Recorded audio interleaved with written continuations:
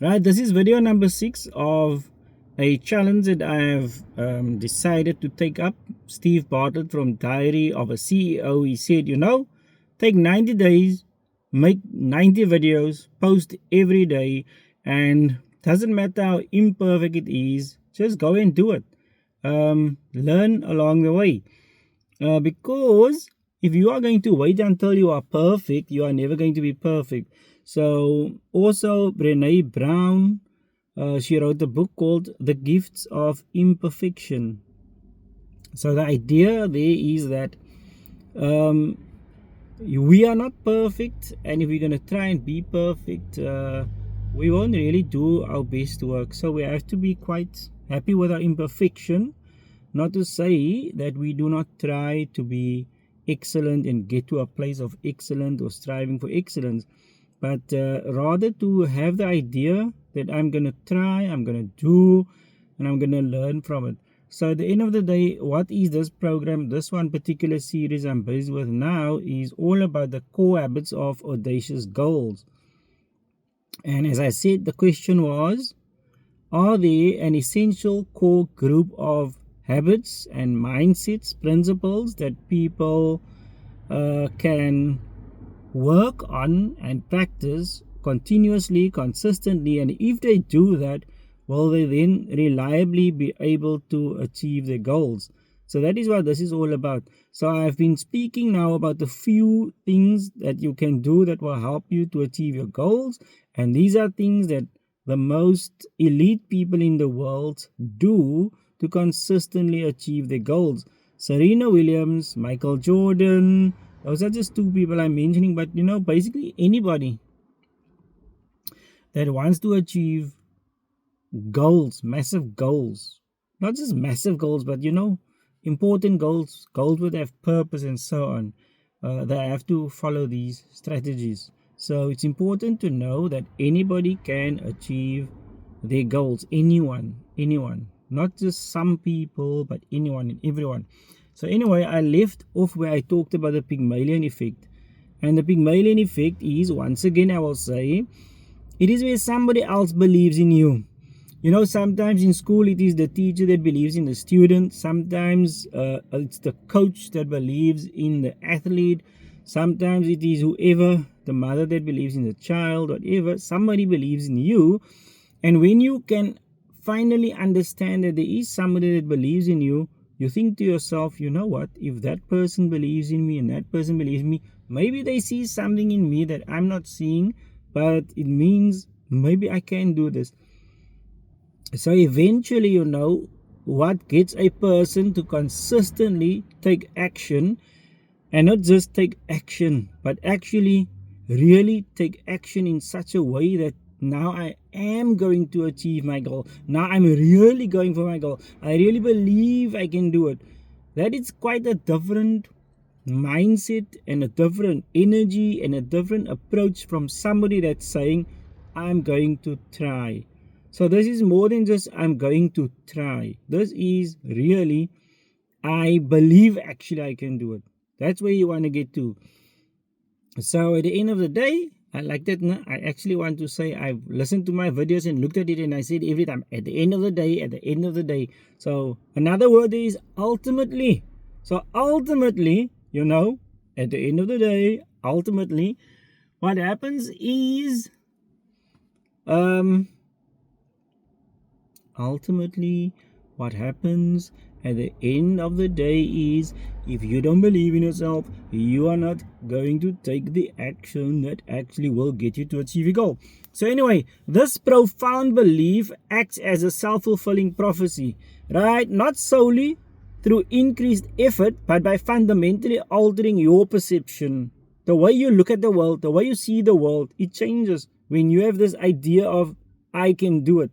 That is the Pygmalion effect, when somebody believes in you. Okay. So when an individual,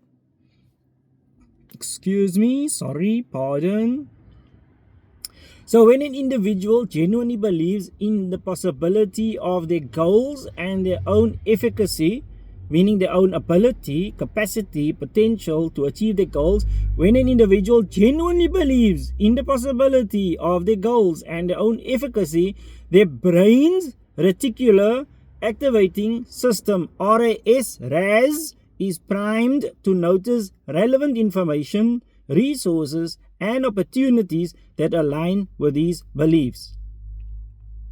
So the important thing there is RAS. This is, in other words, what is biologically, what is physiologically happening in your body, in your mind, in your brain. Instead of just, it is a thought you're having, and then because you're having a thought and something happens. No, there's actually biological things happening in your brain, even in your mind, and it's called the reticular activating system, which means it's a part of your brain which is very, very important for goal achievement. So it is activated, reticular activating system, and it says here, it is primed to notice relevant information. You know what? At any time, your body, your mind, there are so many things going on around you, and you don't take in everything. You can't, it's not possible. So what happens is your brain, it filters out things that isn't relevant to you. So if it isn't relevant to you, you don't notice it.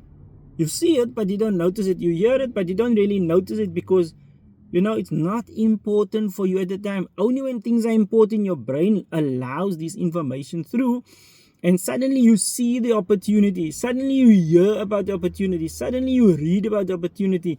But this is only because you are now tuned into it. Your brain has been. So this is physically what happens in your brain, what happens in your mind, and you are now physically able to do it. Right, so then the next thing important is, after you are now primed to see all of these things, right? Your reticular activating system has been primed. This cognitive priming is the mechanism. It's a mechanism behind the concept of getting what you see. Getting what you see. All right, I'll explain that some other time again. But the most important thing there is just when you really need something, and then it kind of shows up because you want it, you're looking for it, it's important to you at the time, so now suddenly you're seeing it. Furthermore, this conviction is often contagious, meaning you now believe in yourself. Somebody sees that you believe in yourself. You are saying, I'm going to do this, I'm going to do that, and because they can see that you believe it, they think to themselves, okay, I'm going to support this person, right?